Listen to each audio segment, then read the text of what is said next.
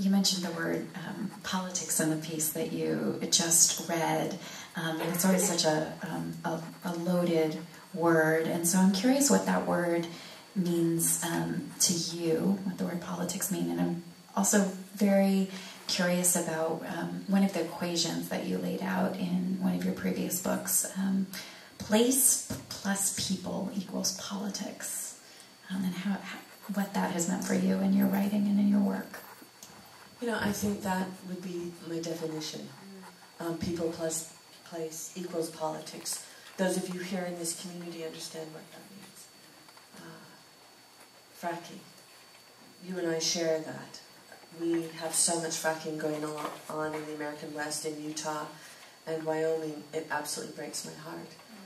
And it's tough because in Wyoming and Utah and Colorado, we have what was called a split estate, where as a landowner you own the surface of the land, but you don't own the mineral rights.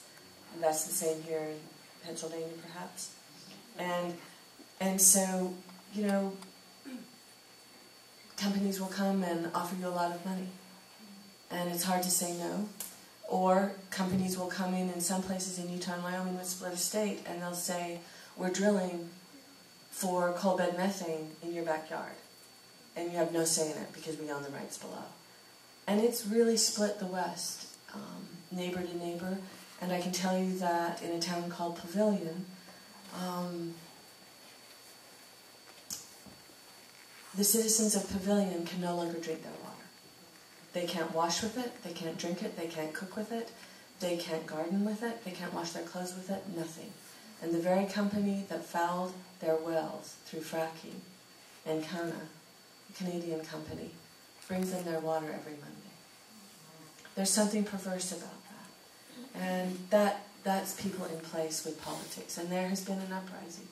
And more communities where I come from in the American West are saying no.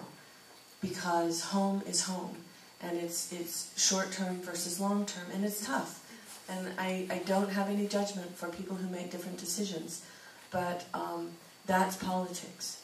And I think for me, what matters most to me is that with my neighbors, and specifically with my family, that we can engage in a civil conversation where it doesn't get personal, where we can find a language that is respectful rather than confrontational. You know, that to me is politics. What happens in Washington, I think, is a different kind of politics, and it has to do with big money and lobbyists, and it's difficult to think that we have a voice, but I believe we do have a voice.